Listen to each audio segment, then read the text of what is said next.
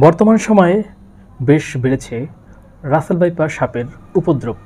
বিষধর সাপের দংশনের মৃত্যুর খবর পাওয়া যাচ্ছে প্রায় প্রতিটি জেলায়। অনেক জেলাতেই এই সাপের উপদ্রব দিন দিন বেড়ে চলছে। দেশের প্রায় 28টি জেলায় ছড়িয়ে আছে এই রাসেল ভাইপার সাপ। প্রায় এই সাপের দংশনে মানুষের মৃত্যুর খবর পাওয়া যাচ্ছে। 2024 সালের রাসেল ভাইপারের কামড়ে মৃত্যু হয় প্রায় 10 থেকে 15 জন মানুষের। এই সাপটি দেখতে অনেকটা অজগর সাপের মতো। এই সাপটি লম্বায় প্রায় 3 থেকে 5 ফুট হয়ে থাকে। রাসেল ভাইপার দৈহিক বৈশিষ্ট্যের জন্য পাতা, ধান ক্ষেতের পাশে সহজে লুকিয়ে থাকতে পারে। সাধারণত এটি অন্য প্রজাতির সাপের মতো নয়। এটি হিংসাত্মক থাকার কারণে অন্য প্রজাতির সাপ মানুষকে দেখে যে রকমের পালিয়ে বেড়ায়, এই সাপটি এতটাই হিংসাত্মক যে মানুষকে দেখলে অনেকটা আক্রমণাত্মক হয়ে ওঠে। তার সাপের মধ্যে পৃথিবীর মধ্যে 5ম হলেও এই রাসেল ভাইপার হিংসাত্মকতার মধ্যে 1ম সারিতে রয়েছে। এদের হিংসতা এতই বেশি যে 1 সেকেন্ডের কম সময়ের মধ্যে এরা সবল মারতে সক্ষম। বেশিরভাগ সাপই ডিম দেয়, কিন্তু রাসেল ভাইপারের ক্ষেত্রে রয়েছে উল্টো। রাসেল ভাইপার বাচ্চা দেয়। স্ত্রী রাসেল ভাইপার 20 থেকে 80টি বাচ্চা দিতে সক্ষম।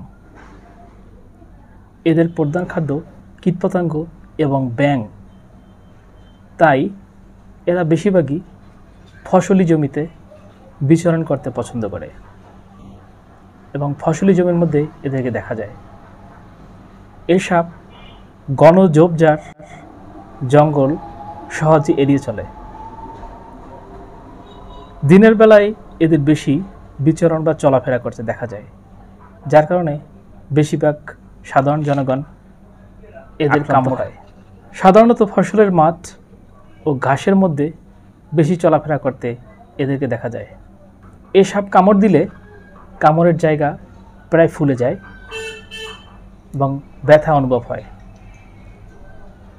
রাসেল ভাইপার সাপ কামড় দিলে 72 ঘন্টার মধ্যে রোগীর মৃত্যু হয়।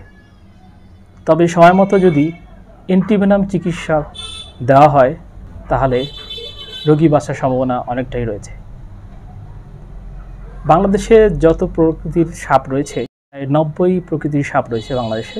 তার মধ্যে প্রায় 30 প্রকৃতির সাপ হচ্ছে বিষাক্ত এবং অনেক রাসেল ভাইপারের চেয়েও অনেক বেশি বিষধর সাপ বাংলাদেশে রয়েছে, যারা কামড় দিলে প্রায় 8 ঘন্টার মধ্যে মানুষ মারা যায়।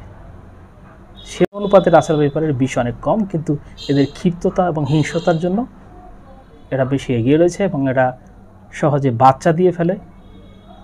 এজন্য এদের বংশ বিস্তার খুব বেশি বৃদ্ধি পাচ্ছে। তাই আপনারা চেষ্টা করবেন ঝোপঝাড় এড়িয়ে চলার যতটা সম্ভব।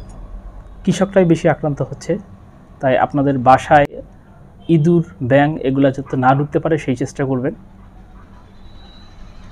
এবং আপনারা যখনই আক্রান্ত হবেন, আল্লাহ না করে কেউ আক্রান্ত হলে সাথে সাথে আপনারা ওঝা বৈদ্যদের কাছে না গিয়ে ডাক্তারের শরণাপন্ন হবেন এবং সরকারি হাসপাতালগুলোতে চলে যাবেন এবং অ্যান্টিভেনাম নেওয়ার চেষ্টা করবেন সর্বোচ্চ। কোনোভাবে দেরি করবেন না।